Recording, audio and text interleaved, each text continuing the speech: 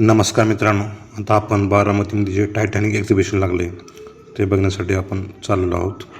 आणि हा आपण एंट्री केली आहे आतमध्ये आणि तुम्ही बघू शकता फोटोज. मित्रांनो, खूप छान डिझाईन करून आणि खूप चांगल्या संकल्पनेतून मित्रांनो हे केलेले तुम्ही पोस्टर बघू शकता. आणि टायटॅनिकबद्दल तुम्हाला काही माहिती आहे का नाही ते माहीत नाही मला, पण मी तुम्हाला टायटॅनिकबद्दल थोडीफार माहिती देतो तुम्हाला. आणि तुम्ही हे फक्त आतमधले व्हिडिओज खूप येणार तुमच्यासाठी. ह्या पूर्ण टायटॅनिक ब्लॉग बनवणार आहे, ज्यामध्ये तुम्हाला आतमधलं पूर्ण डिटेल्स मी शेअर करणार आहे. आणि हे बघा ना, नक्षीकाम वगैरे किती छान केले, सुरेख आणि सुंदर केले. मित्रांनो, आता आपण थोडा टायटॅनिकचा इतिहास जाणून घेऊ. मित्रांनो, टायटॅनिक जहाज ही दुर्घटना 15 एप्रिल 1992 रोजी घडली, ज्यामध्ये हिमखंडासोबत झालेली टक्कर, अपुरी जीवनरक्षक नावे, आपण ज्याला लाईफ बोट्स म्हणतो, आणि अतिरिक्त आत्मविश्वास ही मुख्य कारणे होती. नीट आहे का? या अपघातात सुमारे 1500 लोकांचा मृत्यू झाला मित्रांनो. किती? 1500. नॉट अ जोक मित्रांनो. आणि प्रवासाची सुरुवात 10 एप्रिल 1992. टायटॅनिक हे जगातील सर्वात मोठे आणि कधीही न बुडणारे लक्झरी प्रवास जहाज मानले जात होते. हे इंग्लंडमधून साऊथहॅम्प्टन शहरातून अमेरिकेतील न्यूयॉर्ककडे आपल्या पहिल्या प्रवासासाठी निघाले होते मित्रांनो. या जहाजाबद्दल असा दावा केला जात होता की स्वतः देवही या जहाजाला बुडवू शकत नाही असे म्हणतात. 15 एप्रिल 1992 पहाटे 2:20 टक्कर झाल्यानंतर अवघ्या 2 तास 40 मिनिटात टायटॅनिकचे 2 तुकडे झाले मित्रांनो.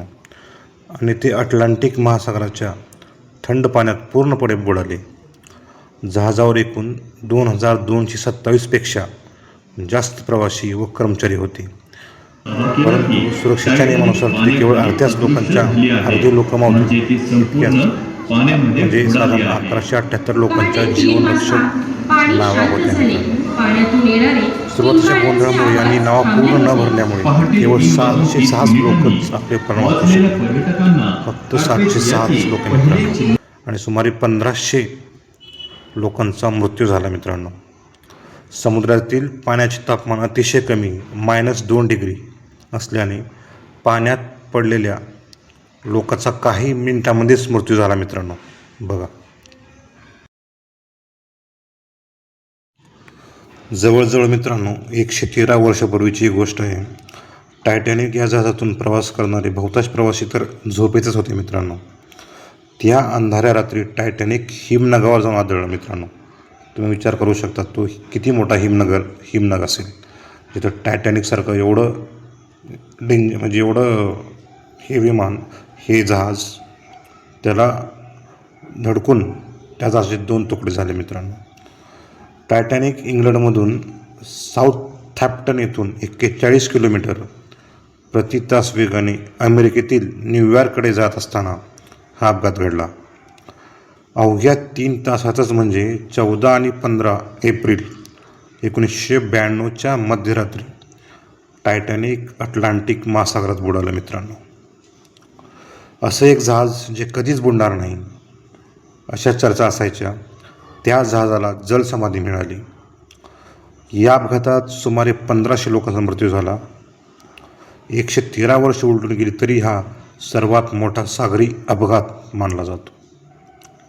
सप्टेंबर 1985 या जहाजाचे अवशेष अपघाताच्या ठिकाणाहून हलवण्यात आले. हा अपघात कॅनडापासून 650 किलोमीटर अंतरावर आणि 3443 मीटर खोलीवर झाला होता. अपघातात जहाजाचे 2 तुकडे झाले आणि दोन्ही भाग एकमेकापासून 800 मीटर दूर अंतरावर होते मित्रांनो. म्हणजे तुम्ही विचार करू शकता कसला डेंजर ॲक्सिडेंट होता. या दुर्घटनेला 113 वर्ष उलटून गेली, मात्र आजही अपघात एक रहस्य आहे. BCC न्यूज ब्राझीलने काही तज्ञांशी बोलून या रहस्याचे उत्तर शोधण्याचा प्रयत्न केला होता. या अवाढव्य जहाजाबद्दल असं म्हटलं जात होतं की ते बुडण्याची शक्यताच नव्हती, देवही त्याला बुडवू शकत नव्हता. हा विश्वास निर्माण झाला होता, कारण त्याला कारणही तशीच होती मित्रांनो.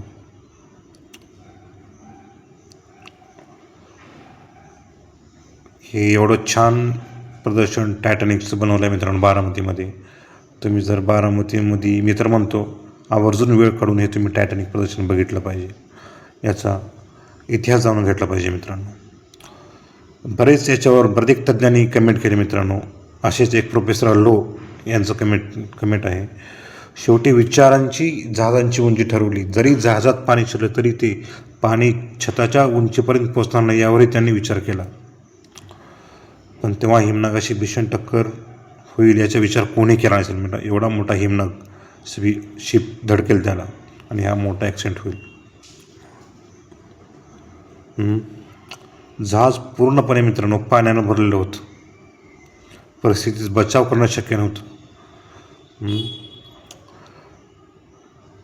तुम्ही जहाजातलं पाणी काढण्यासाठी सर्व पंप कार्यान्वित करू शकता. तुम्ही हर प्रकारे प्रयत्न करू शकता, पण ज्या वेगाने पाणी आत येतं त्याच वेगाने ते बाहेर पडू शकत नव्हते मित्रांनो.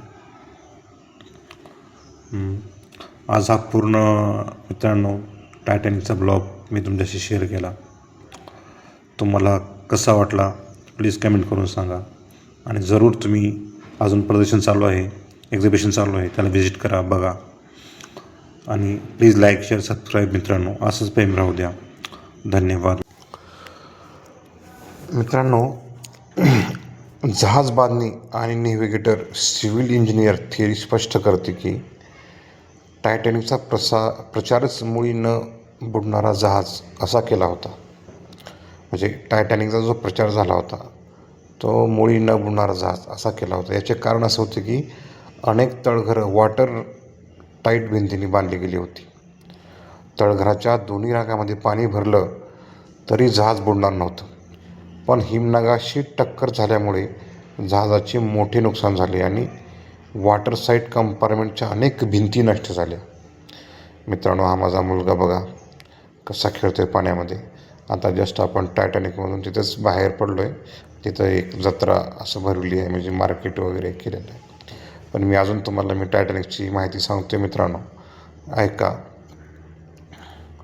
फ्लुमिनेसन फेडरल युनिव्हर्सिटी संस्थापक आणि वाहतूक अभियंता ऑरेलो सोरास मूर्त यांच्या मते टायटॅनिकची वॉटर टाईट कंपार्टमेंट बंद करण्याची यंत्रणा देखील योग्यरित्या काम करत नव्हती.